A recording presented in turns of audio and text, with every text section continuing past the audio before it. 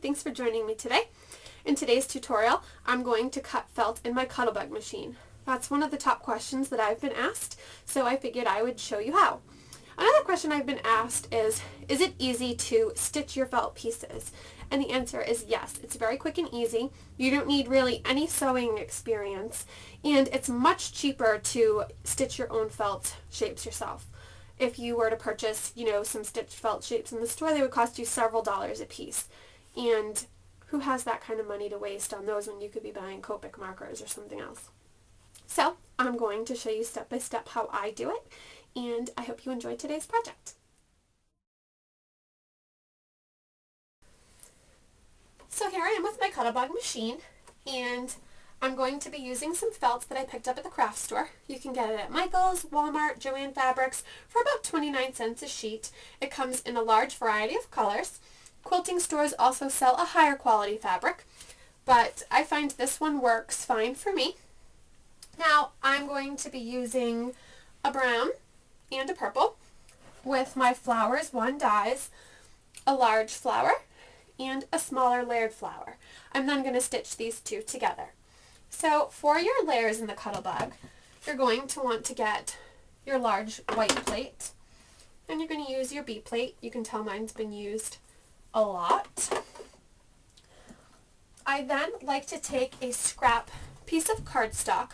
I just find this gives me a better, crisper cut when using felt. It is fibrous, and if you don't have really sharp dies or good, sandwiches, it won't cut crisp. So I just put that in there. Then I layer my felt. Actually, we'll put it this way. And my large flower is going to be on the chocolate. My small flower is going to be on the purple. And then I take another B plate. And now I'm going to crank it through. Now you can hear it cutting. I like to go back over it one more time just to ensure that it works well. So, as you can see, here is my little brown flower, and here is my purple flower. Now once those are layered, we'll go on to the stitching.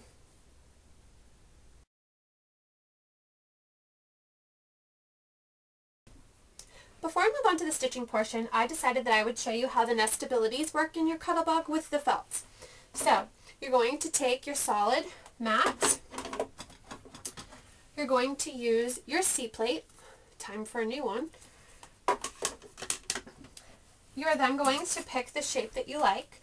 I have a Flowers nestability die here, and I think I'm going to do maybe this little flower right here. So I'm going to layer my felt on. As I said before, I like to use a piece of scrap cardstock to give it something to grab onto. I'm going to do this face down. A lot of times nestabilities tell you to always work face up. I don't do that. I don't like working that way, so I'm doing face down. I think it all works the same. Then I have my B plate. Now we're going to crank it through. You can hear it cutting. And it is kind of hard to get through when you're doing the nestabilities. And just like the cuttlebug, I know you probably can't see, but I'm just cranking so you're not really missing anything. I go back through again. And, oh, it's a little stuck. And this is the problem I usually have with the nestabilities, is I don't get as crisp of an image from my felt, but still cute. So here you have your felt piece using your nestabilities dies.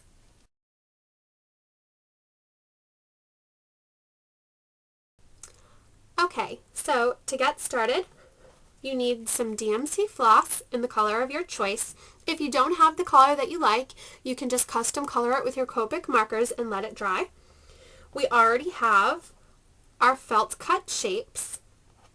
You want a large embroidery needle with a nice large eye, and you're going to thread it with your DMC floss.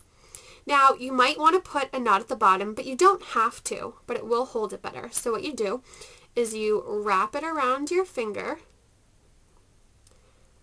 and then you roll it off like that, and then you take your nail and you pull. That gives you a knot. Okay? You always want to make sure you have a long enough tail too. Okay, so for this, I put a glue dot in the center of my flower. Because I'm sewing this on to this piece, it'll hold it in place. I'm layering them together. You'll give them a little squish, and you start from the back. So I'm going to go about here, and you can kind of move your needle like you poke it through, and if that's not where you want it, you could take it out, but that is where I want it. So I'm going to pull it through. It's nice and tight. Again, just make sure that you have a hold of this tail so it doesn't come unthreaded. And you're going to go in, and now you're just going to kind of take the needle and you're going to kind of weave. Careful not to stab yourself. You're going to just pick up a couple pieces and go along. And you straighten it out. I hope you can see that.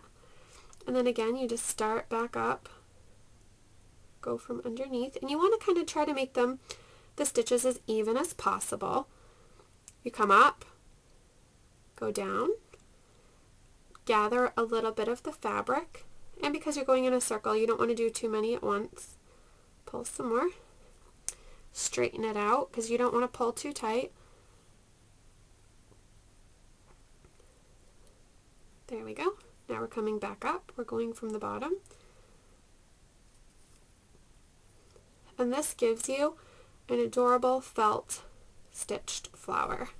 And you could go one at a time. You don't have to pick up and gather like I'm doing, but it makes it go faster if you do that. There you go. Your adorable felt stitched flower.